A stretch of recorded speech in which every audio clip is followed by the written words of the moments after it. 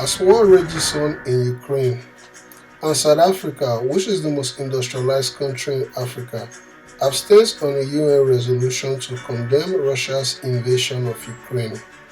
The president, Cyril Ramaphosa, said afterwards, quote unquote, "What could have been avoided if NATO had listened to some of its top officials, which advised that the alliance's eastward expansion would lead to greater, not less insecurity in the region."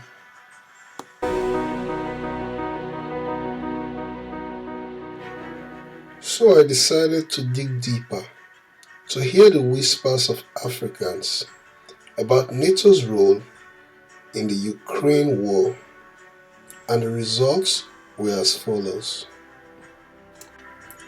I began from the voice of the youths, as in the continent, over 70% of its nearly 1.4 billion inhabitants are below the age of 30. Starting from an interview attended by Sizofila Nkize, the spokesperson for the African National Congress or ANC youths. In her words, Africans understand war and aggression better than anyone else. The statement reflects that Africans have been invaded and colonized all through history, without the rest of the world carrying banners that say "Pray for Africa" or "I stand with Africa," like we see all over the social media now over the Ukraine situation. Sizophilia Nkize spoke on behalf of our organization, saying that all Russian media has been banned by big tech companies, which is a clear violation of free speech and media. Pointing out that President Vladimir Putin is only defending his nation, noting that NATO is not a defensive alliance, that the organization has once invaded an African country, Libya, and killed its president, Muammar Gaddafi. The Vibrant Youth spokesperson also said that several nations of the African Student Union in Ukraine had reported the racism that they've encountered while seeking safety in neighboring countries like Poland, Latvia, and others. These include harassments and detention.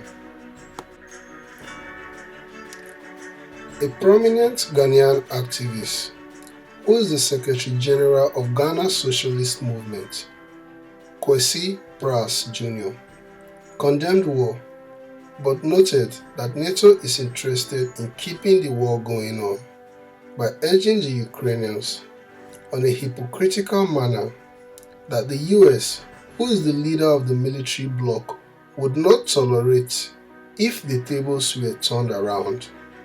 He stated that the US had raised a false flag in order to invade Iraq, claiming that the country had weapons of mass destruction which were nowhere to be found, and still to this day have not been found. Kwesi Pratt also said that the US and NATO have supported the quote-unquote Israeli apartheid regime, which discriminates its Arab and Palestinian populations, highlighting that Ukraine was following such trends by closing opposition TV stations and banning political parties. Ambassador Gani Lawal, who is the current president of the Association of Foreign Relations Professionals in Nigeria, said in an interview when asked if Russia is an aggressor state, his answer was direct. No, he said, that the inexperience of the Ukrainian government and its foreign policy team has brought chaos to the country, blaming NATO for using Ukraine to settle their long-term rivalry with Russia, calling their actions playing with the lives of their citizens by refusing to consider Russia's legitimate security concerns.